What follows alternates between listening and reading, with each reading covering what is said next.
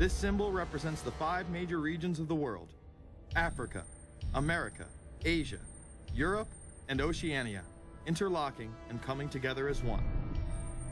This one world philosophy still defines the Olympic Games today.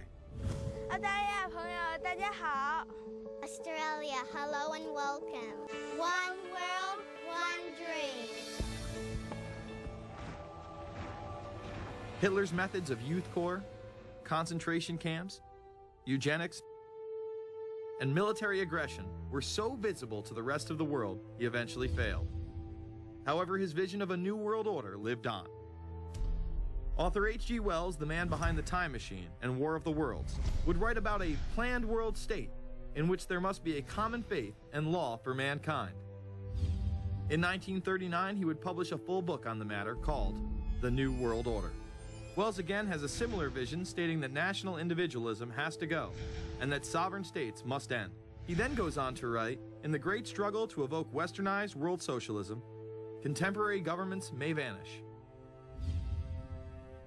Perhaps his most chilling prediction is that countless people will hate the New World Order, be rendered unhappy by frustration and their passions and ambitions through its advent, and will die protesting against it. Many of them quite gallant and graceful-looking people. Collectivism is that concept where individuals are considered to be discardable, and that the group is more important, and that the ultimate group, of course, is the state. And so it boils down eventually to the fact that the state is the all-important unit of society, and citizens exist only to serve the state. Other men of prominence would also promote a New World Order during the 1960s, including industrialist and former New York Governor Nelson Rockefeller. These are some of the reasons pressing us to lead vigorously towards the true building of a New World Order. Rockefeller would also become vice president under Gerald Ford. Religious leader Pope Paul VI, delegates to international organizations, public officials, gentlemen of the press, teachers and educators, all of you must realize that you have your part to play in the construction of a new world order. As well as former President Richard Nixon. And the hope that each of us has to build a new world order. However, Nixon was largely a mouthpiece for his most dominant advisor, Secretary of State Henry Kissinger. Kissinger may be the most vocal proponent for a new world order of his era. He has called for it time and time again, in policy papers, meetings, and interviews. Time magazine recognized both Nixon and Kissinger as Men of the Year after announcing their New World Order in China. However, they were working on it long before. In these once classified documents, they both discussed the new order with the president of Indonesia. Mainstream media was even critical of Kissinger's vision in the early 70s. In ragged, spasmodic fashion, a new world order is coming into being, but it looks less and less like the world order that Mr. Kissinger had constructed in his own mind. Kissinger's New World Order would fall under the radar for some time. However, it saw a vast revival during the first Bush administration. Here is Brent Scowcroft, former vice chairman of Kissinger Associates and former national security advisor under both Ford and Bush Sr., as he discusses the New World Order. Looking at the subtitle this morning, Are We Ready for the New World Order? Gives me something of the shudders. That phrase, New World Order, I'm afraid I'm partly responsible for resurrecting. To me, what that symbolized was perhaps a fundamental change in the character of our response to national security issues. Here, Charlie Rose asked Scowcroft, Kissinger, and former National Security Advisor Zbigniew Brzezinski if we are living in a new world order. Where are we as we think about this time in American foreign policy? Are we at a special moment which is being redefined? Or are we creating a new world order? We're at a moment when the international system is in a period of change like we haven't seen for several hundred years. In some parts of the world, the nation state on which the existing international system was based is either giving up its traditional aspects, like in Europe, or as in the Middle East. George H.W. Bush would campaign for a new world order like no other president before him. He would openly discuss it during his State of the Union address.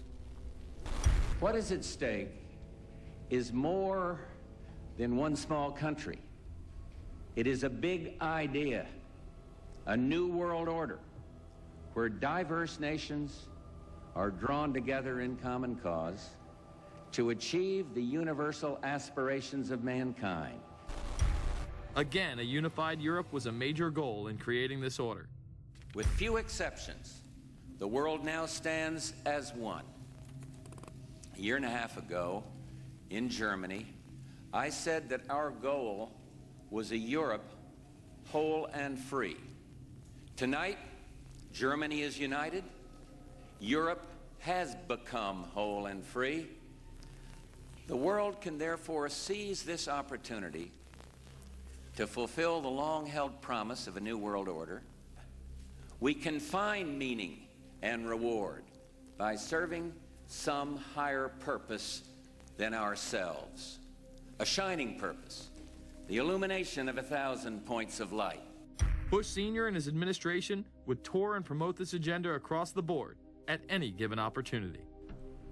The President has spoken often of a new world order. And we have an unprecedented opportunity to build a new era of peace and prosperity here and abroad, to build a new world order. It's my understanding, I think that the President, and I don't know the context of how it came up in his speech last night in New York, said that China must be a part of the new world order. Guess I would like to ask you how you envision China fitting into the new world order. It is a country that we are going to have relationships with by virtue of its geopolitical importance. American officials say breaking down regional and national barriers to the flow of goods and services would represent a spectacular benefit to economies around the world. We are building a new world order. Bush would actually make a commencement address at Maxwell Air Force Base declaring the birth of this order. And that's why I wanted to speak to you today about the new world taking shape around us, about the prospects for a new world order now within our reach. In the coming weeks, I'll be talking in some detail about the possibility of a new world order emerging after the Cold War. But today, I want to discuss another aspect of that order. You see, as the Cold War drew to an end, we saw the possibilities of a new order in which nations work together. It refers to new ways of working with other nations to deter aggression and to achieve stability. As old threats recede, new threats emerge. The quest for the new world order is in part a challenge to keep the dangers of disorder at bay. We must build on the successes of Desert Storm to give new shape and momentum to this new world order. Only when this transformation is complete will we be able to take full measure of the opportunities presented by this new and evolving world order. The new world order really is a tool for addressing a new world of possibilities. This order gains its mission and shape not just from shared interests, but from shared ideals. After the Gulf War had ended, Bush was so obsessed with the idea of a new world order that he had a series of Glocks imprinted with the term that he would give to members of his administration, including Colin Powell, Brent Scowcroft, Dick Cheney, and General Norman Schwarzkopf. Cheney would even approve policy papers regarding the New World Order. Defense Secretary Dick Cheney has approved a revised draft of a policy document on the New World Order. The Pentagon is backing off a controversial earlier draft and has abandoned a one superpower strategy. The final document puts more emphasis on international alliances and organizations. This would become an unprecedented time period for people all over the globe to discuss at length what the New World Order meant to them. People within the media.